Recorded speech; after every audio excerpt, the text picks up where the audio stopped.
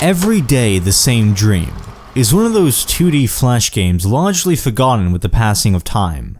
But just because it's not remembered, swept under the rug by people who are now exploring AAA titles or various other indie games, doesn't mean ignorance of its existence should be continued.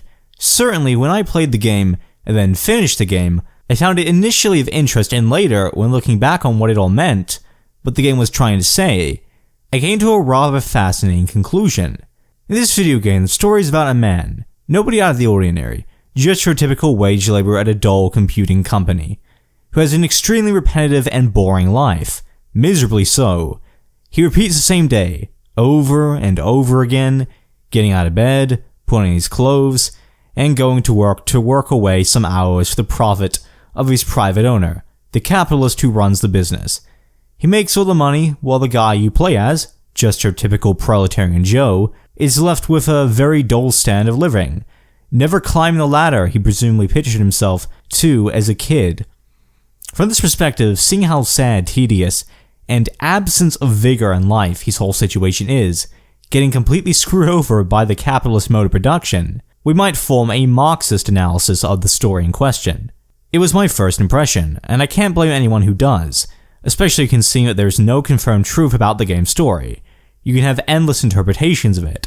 Nobody's objectively correct or incorrect, just that there exists different ways of viewing the world, the different paths undertaken by every conceivable individual, and the results they lead to. In the case of Every Day the Same Dream, our proletarian protagonist is clearly unhappy with his life, as noted by the lack of color, emotion, or adequate treatment from his employer. While it's important and healthy to bring to light the evil torture that is capitalism, and of hierarchical relationships in the traditional workplace, past the point of the Industrial Revolution, this isn't going to be a socialist spin on the story. Indeed, I have an alternative hypothesis for what the game represents, its bleakness and melancholy overtones. The repetition made obvious, not merely as part of the story, but also part of the gameplay, as you're forced to repeat the same actions again and again, causing you to feel somewhat tired. To note, this might be considered a flaw in the Flash game itself, but nonetheless something which further develops the hypothesis, is the representation of how nothing ever changes, alters, gives way. This sentiment is understandable and relatable to anyone who doesn't own a means of production, especially if they live in the urban industrialized world, where they have an access to agricultural tools to employ themselves. Every day is the same as the last, and the only way to break the cycle is to deviate from the norm. This is made possible by means of 5 steps, allowing you to get the game's ending. In whichever order you want to do them in, you have to show up without enough clothes on for work, which gets your boss to fire you. You have to pick up a leaf. You have to pet a cow you find after getting out of your car midway to work, as you've discontinued driving. You have to walk left at one point and encounter a mysterious homeless guy who takes you to a graveyard. And you have to jump, presumably to your death, at the edge of your company's building. Now, 4 out of 5 of these things are extremely adventurous, out of the ordinary for everyone, but especially bored-to-death wage laborers who typically be afraid to break the slightest normalities. Showing up half-naked to work, getting out of your car midway to pat a cow, traveling to a graveyard with a homeless stranger, and plummeting to your death, these are all extremely weird things that require quite a lot of personal strength to undertake. Picking up a leaf is almost meaningless, however, so that one's crossed out. Some might add, at close inspection, that committing suicide, one of the 4 I listed as courageous, is explicitly opposed to the theoretical principles of fascism. Yes, this is true, for fascism considers suicide to be a cowardly act, that each man should love his life, or at least aspire to make an effort. That's out of the way. It's still incredibly courageous, the most daring out of all the acts that cause progress to be made in the game. One can interpret this leap of faith, or alternatively phrased, leap of death, to be the decision made by our proletarian protagonist fleeing from the clutches of the capitalist class. But another suggestion would be that he wished not to continue in a world of modernity, decadence, and the crippling cosmopolitanism running rampant. I mean, it could be both, why not? Anyway, the point is, even though suicide isn't quite fascistic, quite the opposite, it represents man's departure from the material world and into the spiritual realm. Man's desperate longing for a new life that's shaped by a higher state of consciousness.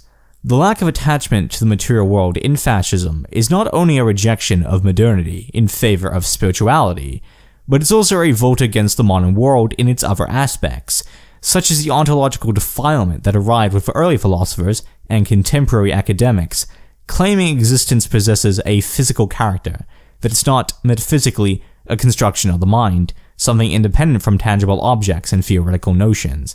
To quote Giovanni Gentile, the prime theoretician of actual idealism, idealism is a faith in an ideal reality that must be sought.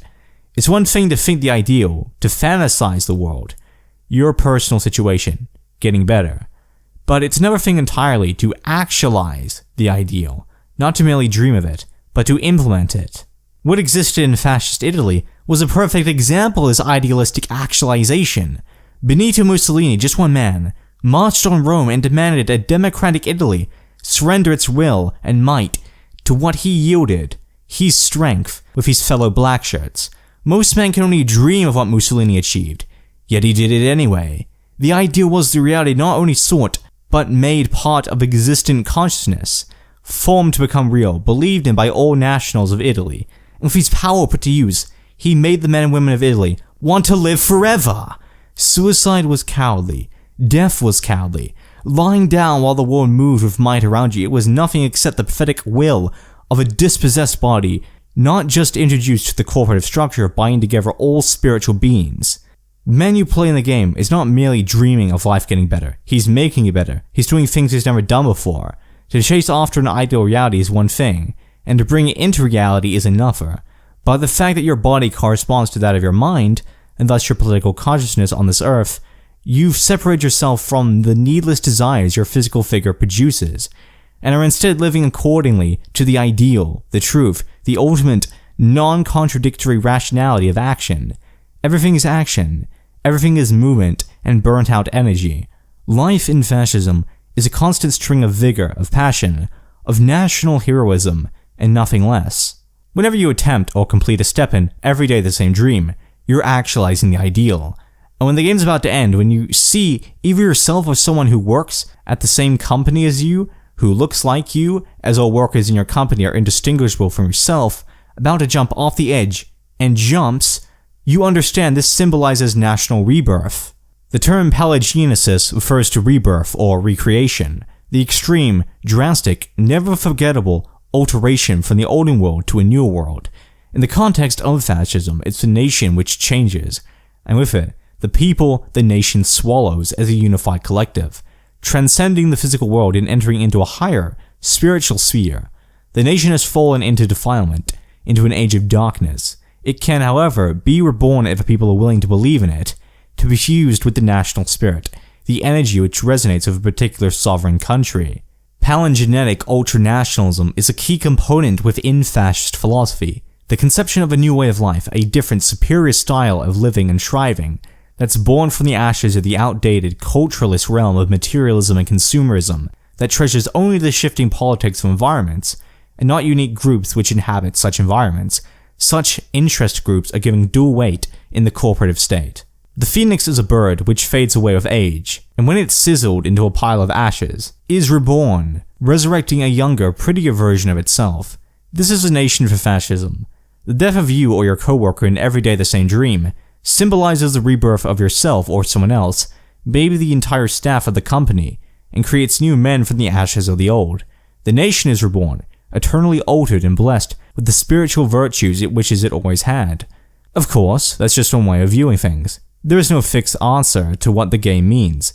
The developers intended its message to be. Is rebirth beautiful? I certainly believe it is. I don't think, however, the developers were fascists or anything, that they saw their nation declining with modernity and multiculturalism or anything similar. They might have even intended the game to have an internationalist character, the opposite of what I'm putting forth. But, I guess, as far as interpretations go, the idea of death displaying the turning of the vicious tides, the soft, slumbering image of the nation, planted firmly in the minds of its subjects yet again, it's a pretty nice way of seeing things.